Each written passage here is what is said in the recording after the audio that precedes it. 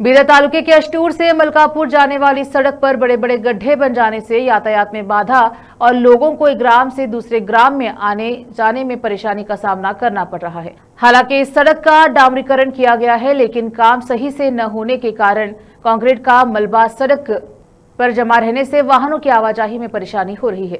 इस संबंध में कर्नाटका प्रजाशक्ति समिति के जिला अध्यक्ष साई शिंदे और दलित विद्यार्थी परिषद के जिला अध्यक्ष संदीप कांटे ने सड़क पर हो रही परेशानी के संबंध में मीडिया से बात की। कैमरामैन पपुराज का कवरेज।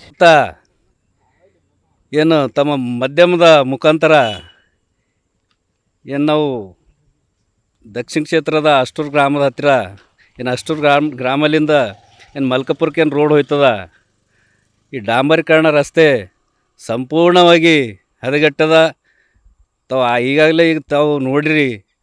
ಅದಕ್ಕೆ ನಮ್ಮ ಮನವಿ ಮಾಡಿದೆವು, ಆದ್ರೂ ಕೂಡ ಯಾವುದೇ ರೀತಿಯ ಕ್ರಮ ಕೈಗೊಳ್ತಿಲ್ಲ. ನಮ್ಮದು ಇವರು PWD ಅವರು ಅದಕ್ಕೆ ಇಲ್ಲಿ ಹೋಗ್ಲಿಕ್ಕೆ ಭಾಳಷ್ಟು ವೆಹಿಕಲ್ಗಳು ಹೋಗ್ಲಿಕ್ಕೆ ಭಾಳ ತೊಂದರೆ ಆಗ್ಲತ್ತದ. ಶಾಲೆ ಕಾಲೇಜುಗಳು, ಶಾಲೆ ವ್ಯಾನ್ಗಳು, ಆಟೋಗಳು, ಹಲವಾರು ವೆಹಿಕಲ್ಗಳು ತಿರುಗ್ತಾವ.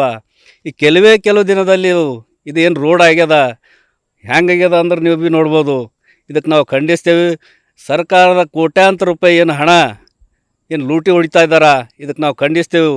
ಮುಂದೆ ಬರುವ ದಿನಗಳಲ್ಲಿ ಇದು ರಸ್ತೆ ಏನು ಸರಿಪಡಿಸಲಿಲ್ಲ ಅಂದ್ರೆ ಮುಂದಿನ ದಿನಗಳಲ್ಲಿ ಏನು PWD ಇಲಾಖೆಗೆ ಮುತ್ತಿಗೆ ಹಾಕಿ ಉಗ್ರವಾದ ಹೋರಾಟ ಮಾಡಬೇಕಾಯ್ತದ ಅಂತೇಳಿ ಈ ಸಂದರ್ಭದಲ್ಲಿ ಎಚ್ಚರಿಸ್ತೀನಿ. ಸಾಯಿ ಶಿಂದೆ, ಕರ್ನಾಟಕ ಪ್ರಜಾಶಕ್ತಿ ಸಮಿತಿ ಜಿಲ್ಲಾಧ್ಯಕ್ಷ.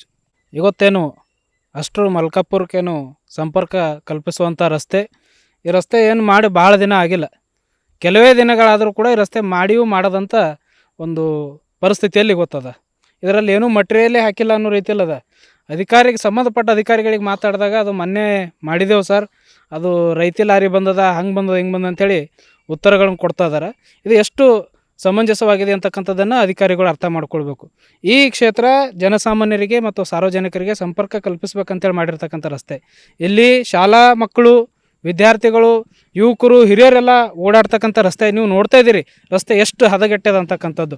ಇದನ್ನು ಸಂಬಂಧಪಟ್ಟ ಅಧಿಕಾರಿಗಳು, ಗುತ್ತಿಗೆದಾರರು ಯಾರೇ ಮಾಡಿರಲಿ ಇದನ್ನು ಮರು ನಿರ್ಮಾಣ ಮಾಡಲಿಕ್ಕೆ ಹೇಳಿ, ಕಾಮಗಾರಿನ ಮರು ಮಾಡಲಿಕ್ಕೆ ಹೇಳಿ ನಾವು ಮಾಧ್ಯಮದ ಮುಖಾಂತರ ಒತ್ತಾಯ ಮಾಡ್ತೇವೆ ಅಂತ ಹೇಳಿದ್ರೆ ಈ ರಸ್ತೆಯನ್ನು ಮರು ಡಾಂಬರೀಕರಣ ಮಾಡಬೇಕು. ಮತ್ತು ಈ ಕಳಪೆ ಕಾಮಗಾರಿ ಮಾಡಿರೋ ಅಧಿಕಾರಿಗಳ ವಿರುದ್ಧ ಮತ್ತು ಗುತ್ತಿಗೆದಾರರ ವಿರುದ್ಧ ಕಾನೂನು ಕ್ರಮ ಕೈಗೊಳ್ಳಬೇಕು. ಇಲ್ಲವಾದಲ್ಲಿ ನಾವು ಇಲಾಖೆ ವಿರುದ್ಧ, ಅಧಿಕಾರಿಗಳ ವಿರುದ್ಧ ಉಗ್ರವಾದ ಹೋರಾಟ ಮಾಡಬೇಕಾಗ್ತದೆ ಅಂತೇಳಿ ಈ ಮೂಲಕ ಎಚ್ಚರಿಸ್ತೇವೆ. ನಾನು ಸಂದೀಪ್ ಕಾಂಟೆ, ಜಿಲ್ಲಾ ಸಂಚಾಲಕ, ದಲಿತ ವಿದ್ಯಾರ್ಥಿ ಪರಿಷತ್, ಬೀದರ್.